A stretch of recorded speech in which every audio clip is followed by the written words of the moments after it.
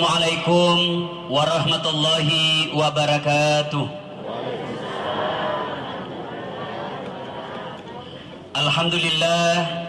Alhamdulillahi rabbil alamin. Wabihi nasta'inu ala umuri dunya waddin.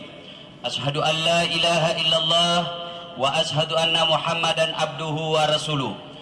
Allahumma salli ala Sayyidina Muhammad wa ala alihi wa sahbihi ajma'in. Amma ba'd.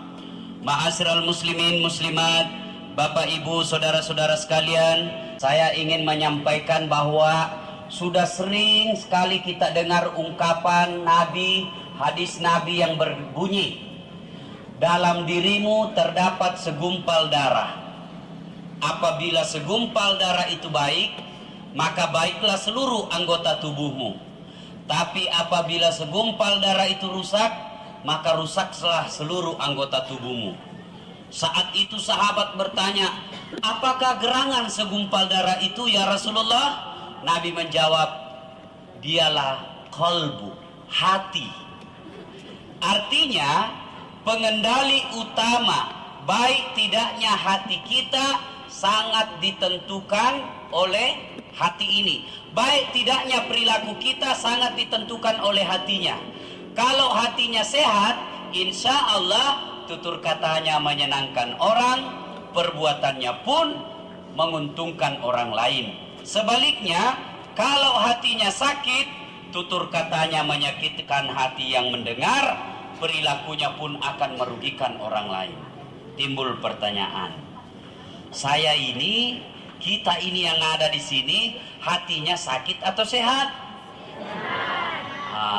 Untuk menjawab itu, kita harus tahu dulu apa saja jenis-jenis penyakit hati itu. Kalau penyakit hati. Setelah itu kita tahu jenisnya penyakit ini. Setelah itu kita baku cocok. Wah, saya nak kena ini. Barulah kita tahu, oh saya sakit hatiku. Saya tidak, Ji.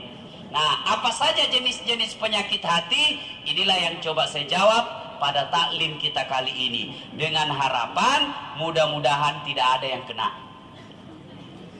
Satu, penyakit hati.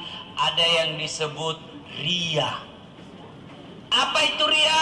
Melakukan amal bukan karena Allah.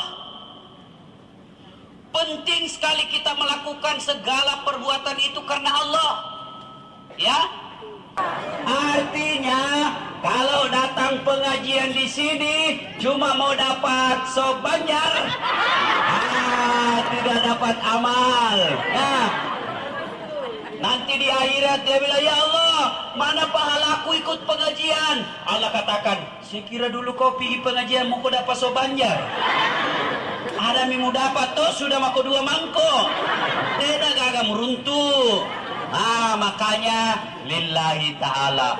Begitu pentingnya kita diajarkan untuk beramal lillahi ta'ala. Setiap sholat kita membaca. Apa kita baca? Inna salati wa nusuki wa mahyaya wa mamati lillahi rabbil alamin.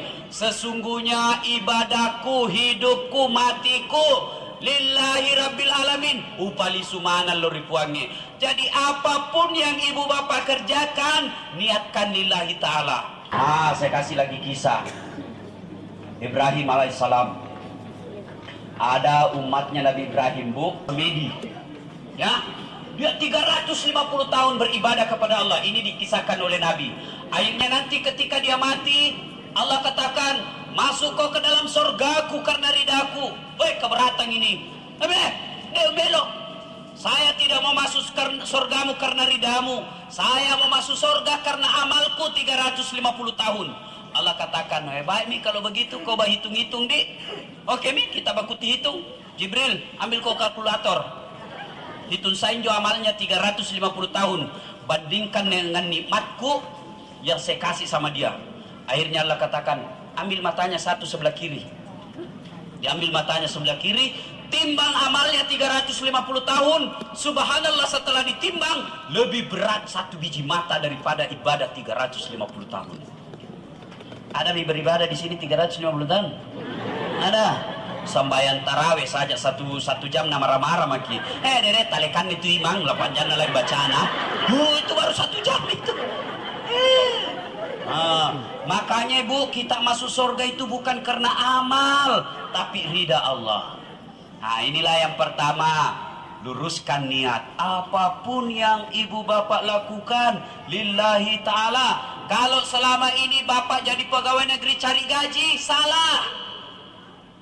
Jadi pegawai negeri cari ridha Allah. Kalau selama ini kita kerja cari gaji, pindahkan channel, kasih pindah gelombangnya, cari gelombang ikhlas lillahi ta'ala. Kalau orang bekerja lillahi ta'ala, insya Allah tidak ada stresnya. Kita kerja melayani suami, tapi karena mau cari muka sama suami, ketika suami marah-marah, stres maki, setengah matiku masak yang bubur dan benda suka ji.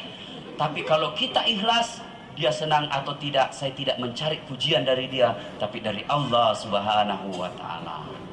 Inilah penyakit hati yang pertama, bekerja bukan karena Allah.